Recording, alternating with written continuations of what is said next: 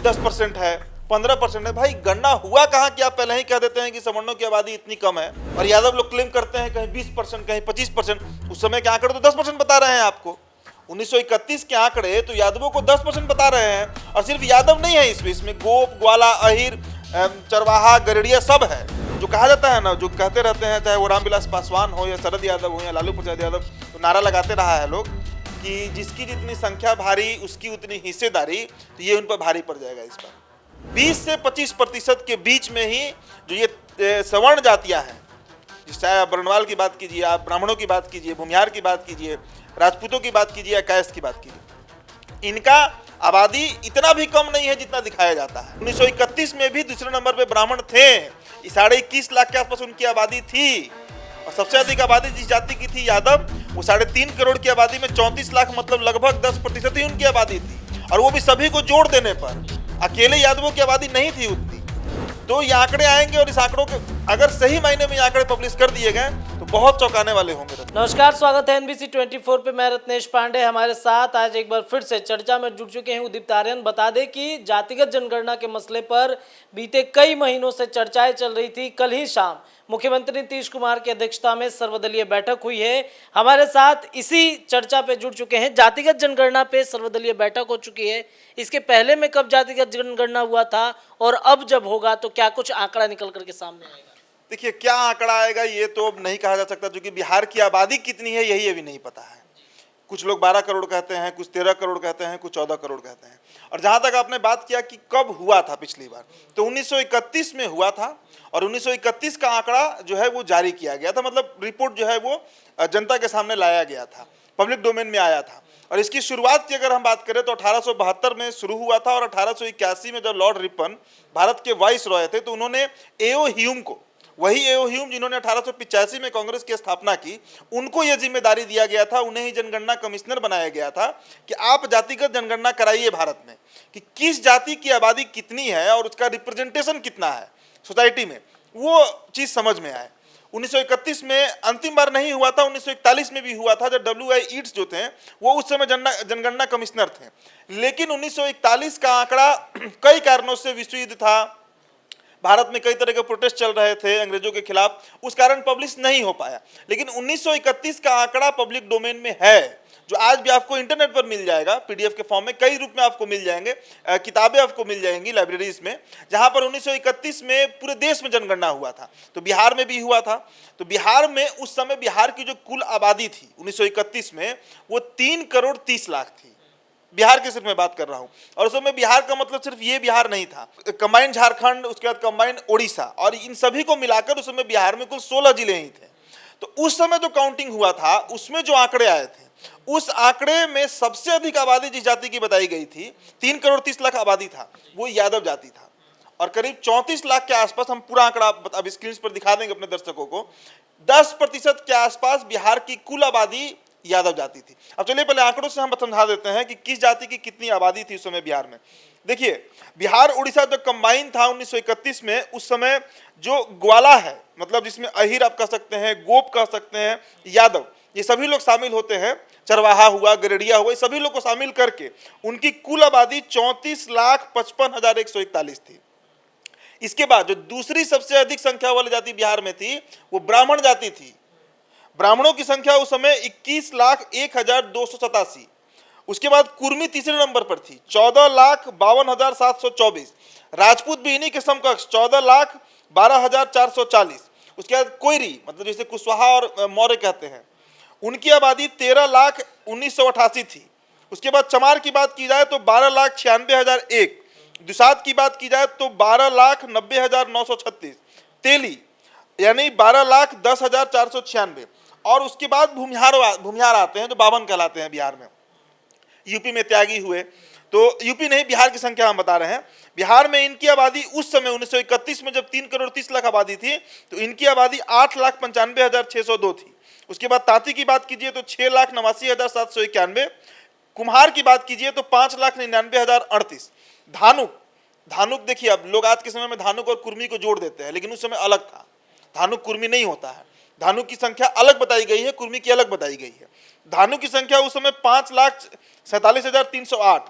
फिर कहार जो मिट्टी का काम करते हैं उनकी आबादी 5,24,030, कांदू की आबादी 5,06,384, केवट उनकी आबादी 4,71,389 और मल्लाह जिस जाति से मुकेश सहनी आते हैं, मल्लाह जाति की आबादी 4,59,560 थी। हजाम यानी नाई जो ठाकुर होते हैं, जो बाल काटने का काम करते थे, उनकी आबादी 4,56,789, धोबी की आबादी 4,14,221, कायस्थ यानी जो लाला जी लोग कहलाते हैं उनकी आबादी 3,83,435, बढ़ई समाज जो है उनकी आबादी 3,63,794 और बनिया समाज की आबादी 2,20,071।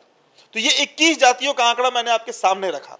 अब इससे आप एक बात समझिए कि ये 21 जाति वो जाति है जिनकी आबादी सर्वाधिक रही है बिहार में 1931 में। तो सबसे पहले नंबर पे यादव आ जाते हैं, दूसरे नंबर पे ब्राह्मण आ जाते हैं, तीसरे और चौथे नंबर पे राजपूत और कुर्मी आ जाते हैं, भूमिहार जो है वो 7वें नंबर पर आते हैं। तो ये कह देना जो ये लोग का बैठक हुआ है और ये बात पिछले 30-35 साल से देश में चल रही है कि 10% है, 15% है। भाई गणना हुआ कहाँ कि आप पहले ही कह देते हैं कि सवर्णों की आबादी इतनी कम है और यादव लोग क्लेम करते हैं कहीं 20%, कहीं 25%। उस समय के आंकड़े तो 10% बता रहे हैं आपको।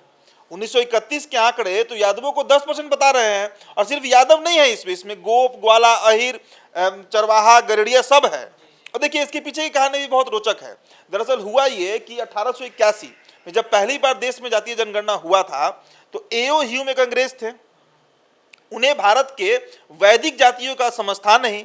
तो उन्होंने क्या किया कि हर वो जाति जो जानवर से संबंधित काम करती है, चाहे वो ग्वाला हो, गोप हो, अहिर हो या चरवाहा हो, गरड़िया हो, उन्होंने सबको यादव में डाल दिया।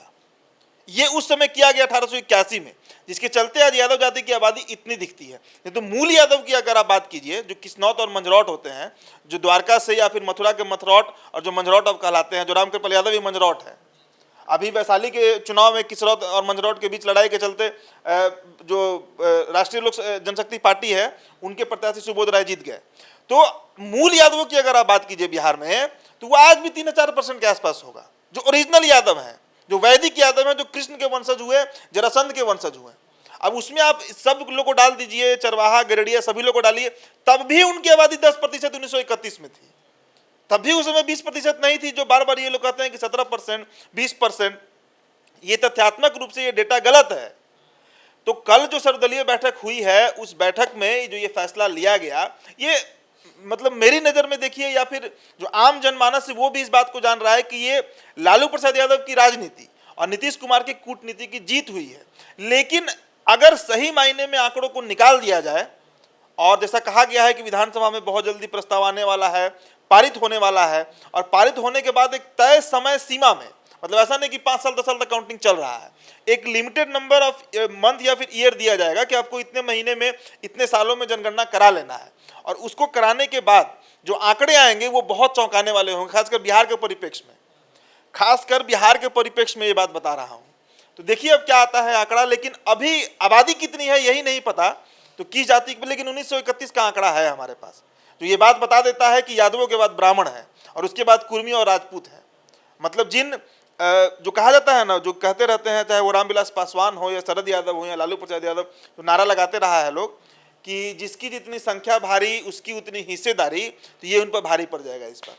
तो क्या होगा जातिगत जनगणना पे जब लागू हो जाएगा तो क्या लगता है किसका आंकड़ा ज़्यादा है? अच्छा एक देखिए, एक कॉमन बिहारी की तरह हम समझे, अगर इस पूरे, हम एक पत्रकार को छोड़ देते हैं, हम जर्नलिज्म की बात नहीं करेंगे। आप किसी गांव में चले जाइए, किसी गांव में, बिहार के दूर से दूर किसी गांव में चले जाइए, किशनगंज से या भागलपुर से गोपालगंज और बक्सर तक आप चले जाइए, पूरे बिहार ट्रैवल कीजिए, कोई गांव ऐसा होगा जहां पर 10 घर पंडित जी नहीं होंगे। मेरे गांव, मेरा नकपुरा गांव पड़ता है बक्सर जिला के सेमरिया प्रखंड में, सेमरी प्रखंड में, और मेरे गांव के बगल में मिसरवलिया है, मेरे गांव के बगल में पांडेपुर है, जहां की कंप्लीट आबादी जो है वो पंडित जी लोगों की है, और आंकड़े भी वही बता रहे हैं।